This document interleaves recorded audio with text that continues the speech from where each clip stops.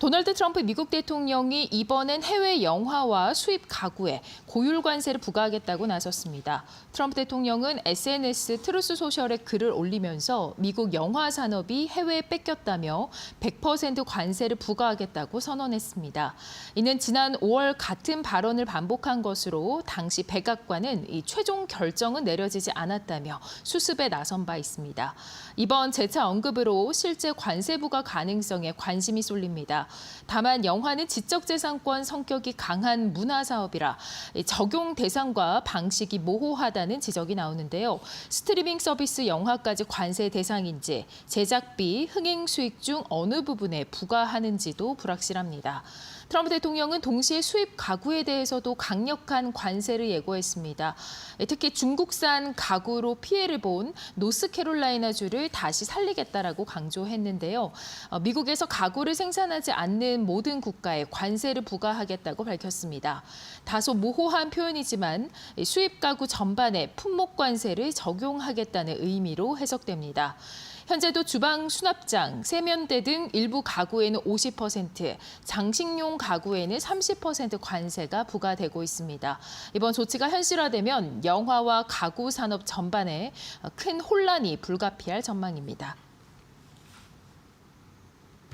네, 저는 상당히 이 소식을 듣고 걱정이 됐던 부분이 이 소비자들이 아무래도 그 부담을 전가하지 않을까라는 그런 부분이었거든요.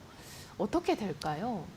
지금까지는 소비자들 전가도 없었고 트럼프가 말한 대로 다 이루어졌기 때문에 지금 이게 뭐 끝이 없겠죠. 트럼프 임기 마지막 날까지 계속 관세를 뜯어낼 것은 다 뜯어낼 겁니다.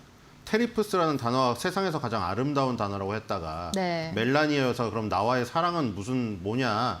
그래서 이제 러브, 그다음에 자기가 신을 사랑하니까 신 이런 거 빼고 한 4-5번째라고 물르긴 했습니다만 네네. 테리프스가 경제학에서 가장 사랑하는 단어라는 것을 증명하듯이 하나둘씩 다 뽑아먹고 있네요. 이 영화도 계속 얘기 나왔었던 거죠. 헐리우드가 예전만큼 못한 거는 사실이죠. 그러니까 소재가 고갈되니까 자꾸 동양에 눈길을 쏟는 거 아닙니까? 지금 오리엔탈에. 지금 미국에서 뭐 그 권선징악을 주제로 한 영웅들의 스토리 정말 이제 지겹죠. 물론 지겨워도 나와도 또 재밌습니다. 마블이나 DC에서 영웅 나오면 재밌긴 한데 옛날보다 식상했죠. 그러니까 거기에 자꾸 중국 영웅, 한국 영웅 넣잖아요. 그런 이유가 아시아에 이제 눈길을 돌리는 거예요. 소재도 그렇고 이야기도 그렇고 이런 곳에 많으니까요. 그래서 그런 것들은 사실인데 그렇다고 해서 헐리우드의 어떤 영화의 지위가 그렇게 무너질 정도인가? 전 그런 생각이 나긴 하는데 자 모르겠습니다. 이제 트럼프가 제가 보기에는 그 영국, 그다음에 일본, 우리나라 이게 몇몇 쭉쭉 EU까지 쭉쭉 했잖아요. 네. 거기서 이제 막힌 거죠. 막혔죠. 갑자기 인도를 거기서 빼려고 했더니 인도가 중국한테 쪼르르 달려가 버렸네요. 그러니까 더 이상 진전이 안 되니까 이제 품목으로 넓혀가고 있는 것 같습니다. 이제 나라가 안 되니까요. 나라가 거기서 멈춰버렸잖아요. 우방에서. 그리고 우방도 캐나다, 멕시코도 안 되고 있잖아요. 지금. 그러니까 이제 품목별로 넓혀야죠. 관세를. 그 목적이 결국 뭐였어요? 최종적인 목적이 대규모 감세가 아니었잖아요. 잘 생각해 보세요. 면세입니다. 아예 세금을 안 내게 해주겠다. 근데 무슨 돈으로? 세계에서 열심히 관세를 뜯어와서.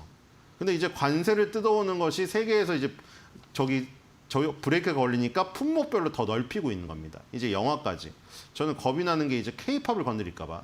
케이팝은 건드리지 말아주세요, 제발. 그런데 이렇게 지적재산권 산업 전반에 이 관세를 부과하는 게 이게 가능한가요, 현실적으로? 트럼프가 뭐 제도를 만들면 되겠죠.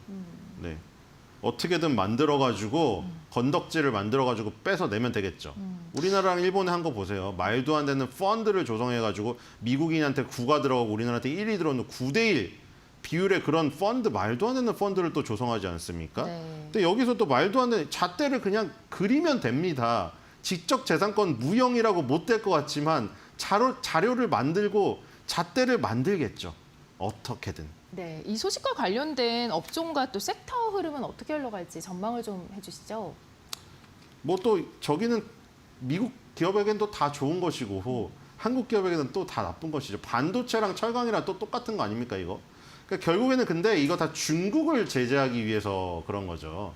중국의 싸구려 가구들, 그다음에 중국에서 그런 베끼는 어떤 영화 이런 것들, 이런 것들을 지금 막으려고 하는 게 아닌가 이런 생각이 듭니다. 모든 것들을 다 보시면은 중국과 러시아를 견제하기 위한, 그리고 이제 러시아를 상대하기가 귀찮으니까 유럽한테 맡겨버리고 중국한테 왔잖아요. 중국하고 1대1로 맞붙어야 되니까. 지금 모든 산업에서 중국을 누르려고 하는 거죠.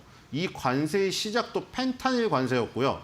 그리고 그걸 시작으로 해가지고 중국의 반도체 굴기를 누르려고 모든 작업을 진행했고요. 그다음에 지금도 중국산 가구 얘기 또 나오죠. 철강 알루미늄도 결국 마찬가지고 전부 다 중국이 어떤 저가로 이 막 쓸어버리는 이런 것에 대한 이 방어를 치기 위해서 모든 작업들이 들어가고 있다. 근데 그 결국 거기에 쓰나미를 같이 일본, 한국도 맞고 있는 것이죠. 그래서 이제 뭐 종목을 찾아보시면 되지 않을까요? 이 러브색 같은 뭐 가구 업체들이 뭐 조금 탄력을 받을 수도 있지 않을까. 좀 더 연구를 해봐야겠지만. 뭐 이렇게 미국산 가구라던가 미국산 어떤 저런 가전업체 이런 것들이 좀 각광을 받을 수 있지 않을까 이런 생각이 듭니다. 네, 미국의 이 가구나 이런 가전 섹터들 그래도 영향을 일시적이나마 받을 것이다라는 얘기를 해주셨습니다.